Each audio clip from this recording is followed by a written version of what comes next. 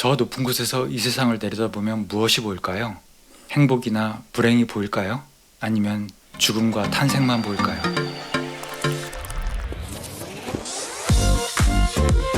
안녕하세요. 차 한잔 마실 시간에 책 한 권에 대해 이야기하는 책 한 잔입니다.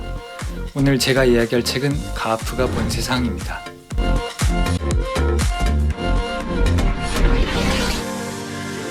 가프가 본 세상은 미국의 작가 존 어빙이 1978년에 출간한 책이고요. 1980년에는 전미 도서상 소설 부문을 수상했습니다. 먼저 소설의 줄거리부터 살펴볼게요. 이 소설은 T.S. 가프라는 한 남자의 일생에 대한 이야기예요. 제가 임의로 네 부분으로 나눠봤는데요. 그 순서대로 말씀드리겠습니다. 유년기에서의 주인공은 가프가 아니라 가프의 엄마인 제니 필즈입니다. 흔히 말하는 금수저예요. 적당한 대학을 간 뒤에 집안에서 소개해주는 남자와 결혼할 팔자였습니다. 그런데 제니 필즈는 아주 독립심이 강한 여자였어요. 그래서 금수저를 던져버리고 간호학교에 가서 간호사가 됩니다. 때는 미국이 2차 세계대전에 참전한 1942년입니다. 어느 날 제니가 극장에 갔는데 자리가 많은데도 불구하고 옆자리에 어떤 군인이 와서 앉아요. 그리고 영화를 보는 도중에 추행을 하는 거예요. 몇 번 자리를 옮겼는데도 군인이 자꾸 따라오니까 제니는 가방 속에 있던 수술용 메스를 꺼내서 군인의 팔에 상처를 냅니다. 군인은 피를 철철 흘리면서 죽는다고 소리를 질러대는데 물론 제니는 간호사였기 때문에 치명상을 입히지는 않았죠. 이게 소설에 나오는 첫 사건이에요. 이 사건을 계기로 제니는 그 전에도 관심이 없었지만 이 이후로는 남자에 대해서 최소한의 관심조차도 갖지 않게 됩니다. 제니는 병원에서 산부인과 업무도 보고 있었는데요. 아기들이 너무나 귀여운 거예요. 그런데 결혼하기는 싫고 어떻게 아기를 가질 수 있을까 고민하는데 전쟁터에서 머리를 크게 다친 환자가 하나 옵니다. 몸은 멀쩡하지만 정신연령만 3살로 돌아간 환자였어요. 환자가 할 수 있는 유일한 말이 가프였는데 그게 자기 이름이었고 할 말이 있을 때마다 가프라는 말만 했습니다. 이 병원에 입원한 군인들은 대부분 죽거나 큰 장애를 갖게 될 사람들이어서 다들 화가 나 있고 간호사인 제니에게도 심하게 대했는데요. 그런 환자들 사이에서 가프만 순수하고 어린아이 같은 태도로 제니를 따랐습니다. 하지만 가프는 점점 쇠약해졌고 조만간 사망하게 될 거라는 진단을 받게 돼요. 어느 날 제니는 결단을 내립니다. 그리고 밤에 가프의 아이를 갖게 됩니다. 여기에 대해서 소설에 제니의 생각이 담긴 부분이 있는데요. 잠깐 읽어보겠습니다. 그것은 우리 두 사람을 위해 가장 좋은 일이었고 그가 계속해서 살아가는 유일한 방법이었으며 내가 아기를 갖기 위한 한 가지뿐인 길이었다. 세상의 다른 사람들이 이것을 부도덕한 행위로 여긴다는 점은 세상 사람들이 개인의 권리를 존중하지 않는다는 사실을 나에게 일깨워줄 따름이다. 이렇게 거침없는 여자였던 제니는 이윽고 출산을 하게 됩니다. 아버지를 따서 아들을 가프라고 부르게 되죠. 그리고 어느 학교에 양호선생 일자리를 얻는데요. 거기서 가프도 자라면서 학교를 다니게 됩니다. 가프는 그 학교의 레슬링부에 가입했다가 레슬링 코치의 딸인 헬렌을 좋아하게 돼요. 가프는 레슬링을 잘했어요. 그래서 여러 대회에서 상까지 탑니다. 하지만 학교를 졸업할 때가 되니까 자기가 프로 선수가 될 제목은 아니라는 걸 깨달아요. 그래서 학교에서 글솜씨가 있다는 칭찬을 들었던 가프는 작가가 되기로 결심합니다. 제니는 이왕 아들이 그런 결심을 했다면 지지하기로 마음을 먹고요. 작가를 꿈꾸는 아들에게 더 넓은 세상을 보여주기 위해서 한동안 오스트리아의 빈에 머물기로 합니다. 두 사람은 빈에서 하숙집을 잡고 도시에 적응하기 시작하는데요. 알고 봤더니 제니는 아들의 꿈을 도와주려는 것도 있었지만 자신도 작가가 되려는 꿈을 꾸고 있었어요. 가프는 조금 황당했지만 뭐 어쩌겠어요. 아무튼 그렇게 두 사람은 각자 습작을 합니다만 물론 잘 될 리가 없죠.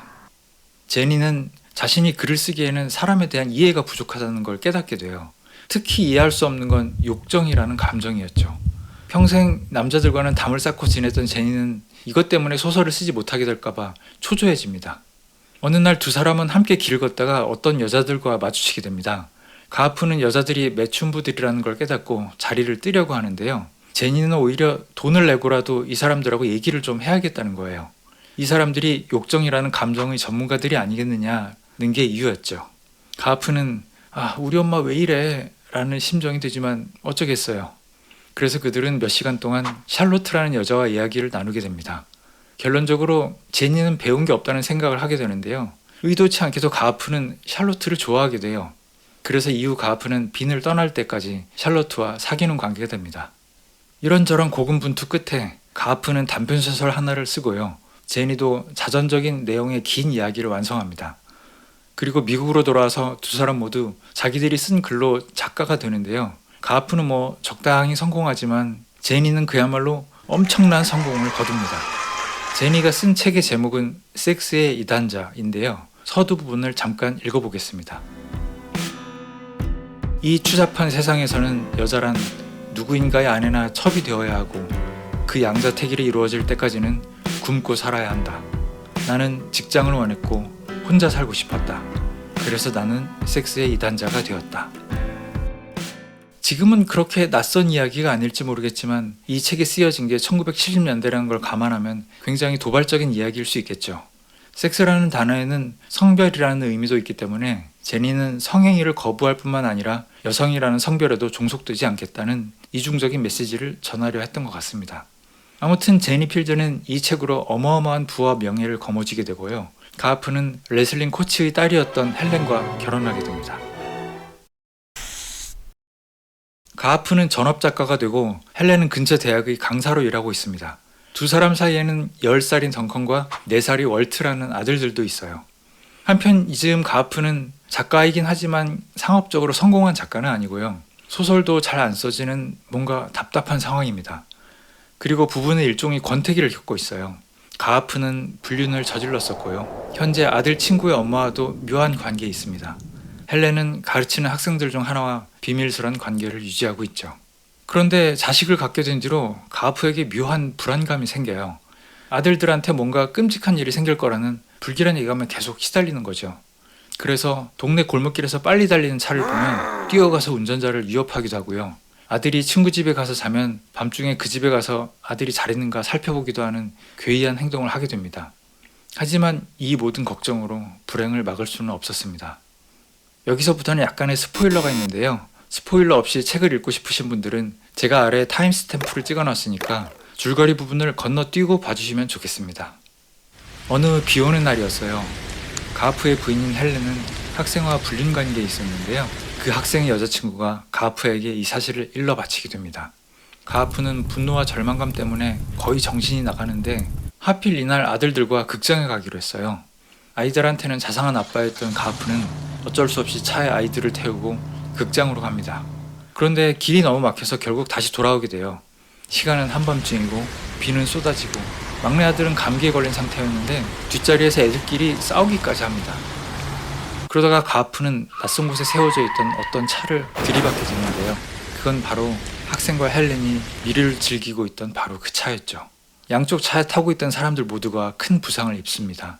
하지만 사고의 가장 큰 희생자는 아이들이었죠. 큰아들인 던컨은 사고로 한쪽 눈을 잃게 되고요. 가하프와 헬렌은 둘째 아들을 다시는 볼 수 없게 됩니다.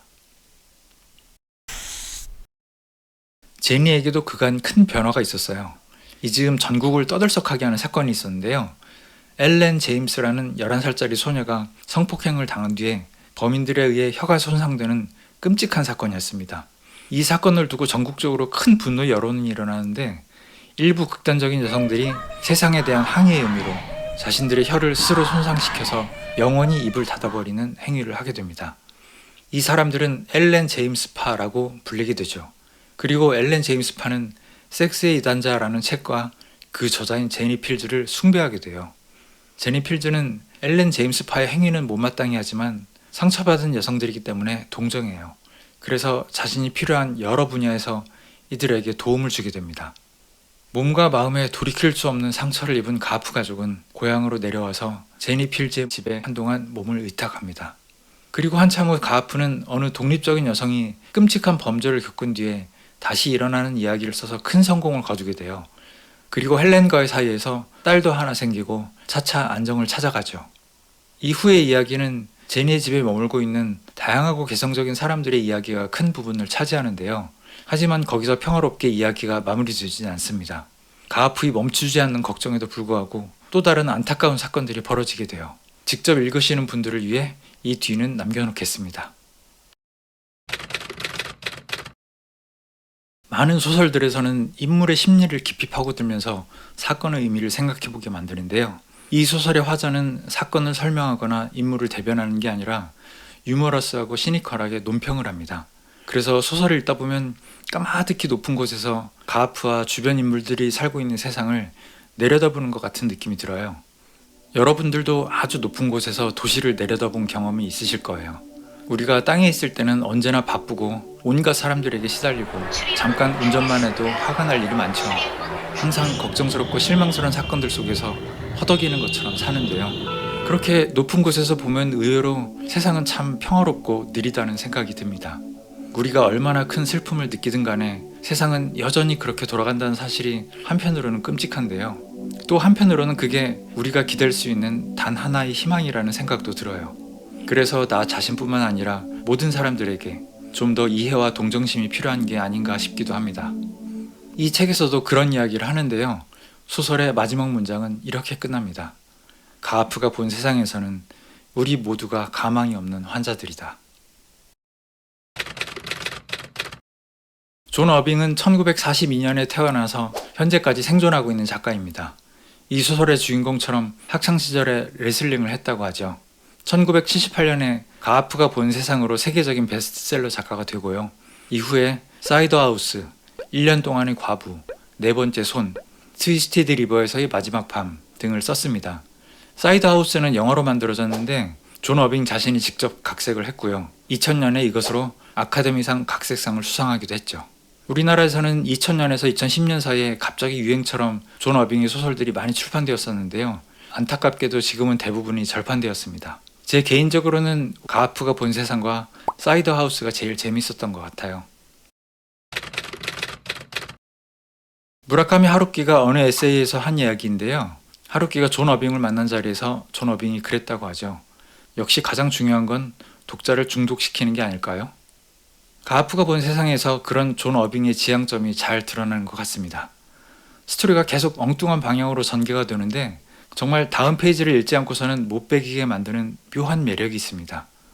이 소설에서는 슬픈 사건이 많이 나오지만 신파 같은 건 전혀 없어요. 다만 여기 등장하는 인물들은 서로가 복잡한 사연으로 고통받고 있다는 걸 알고 서로를 아낍니다. 막 적극적으로 따뜻하게 위로하지는 않지만 어떻게든 마음을 써주려고 노력해요. 그런 면에서 인물들이 귀엽게 느껴지는 장면들이 많습니다. 또 이 소설에서는 여성주의가 중요한 소재인데요. 가하프는 여성주의를 적극적으로 지지하지만 이걸 급진적으로 해석하는 것에는 또 열렬히 반대합니다. 그런데 그걸 표현하는 과정에서 어쩔 수 없이 남성적이고 폭력적인 면을 드러내요. 자기도 그러지 않으려고 노력을 하는데 때로는 어쩔 수가 없어요. 이런 한계가 사람에 대한 여러 가지를 생각하게 합니다. 가하프가 본 세상은 굉장히 도발적이고 한편으로는 적나라하면서도 재미있는 소설이라고 말씀드릴 수 있는 책입니다. 기회가 되신다면 꼭 읽어보시는 걸 추천드리고요. 다음에 또 좋은 책으로 찾아뵙겠습니다. 감사합니다.